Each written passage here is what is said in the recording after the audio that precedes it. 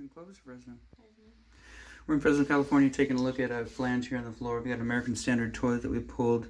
Water was coming out of the base, so we're going to try and get it reset. It's hard to tell from up top, but across the tile, you have this tile right there is much higher than the rest, and so it's kind of sitting up and wobbling substantially.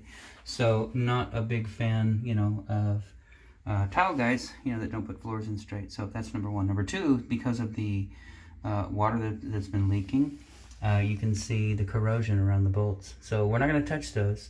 Reason being is, right now they're kind of fused in place. If we take them apart, things break, then we got no way to mount this. So what we would like to do is go ahead and get it dried up a little bit. Got some critters crawling around in there, and we get it dried up. Go ahead and get you some new wax rings on there, and get your toilet reset. We've only got rubber shims with us, so hopefully those will work, or we'll have to go to the store and get some plastic ones. We'll take another video when we're done. So still here in Fresno, California, got the toilet reinstalled. It's an American Standard. It's a newer, it's 1.28 gallon flush. And anyways, we showed you the flange below. It's in pretty bad shape, so just leave it alone and let it run its course. The tile is so uneven that it's hard to get the toilet set, so we got shims all the way around it. We usually have hard plastic shims with us. We use some rubber and then some steel. Anyway, so it's not rocking, it's not moving. So the bolt is set real good, but the bolts, these bolts that come through right here, they are mounted to a corroding flange. So there was pools of water in there, probably this deep. We soaked that all out with a rag, but just tons of water. So it's all dry down there, and now we've got it mounted back to the floor. We've got it caulked in all the way around, and so it should be good. It's filling correctly, shutting off correctly, and flushing correctly.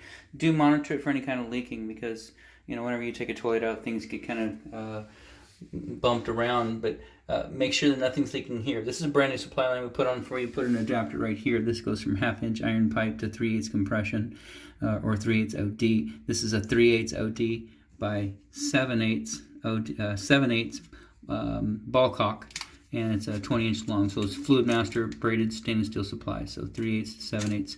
That's brand new, but there's a mounting nut right here as well. This white nut. That assembly is what keeps the water from leaking out of the tank. So monitor this. Any moisture on the ground, let us know right away. We need to know and come out. We'll take care of it. Outside of the toilet being defective, but just monitor this area where we've tied in here.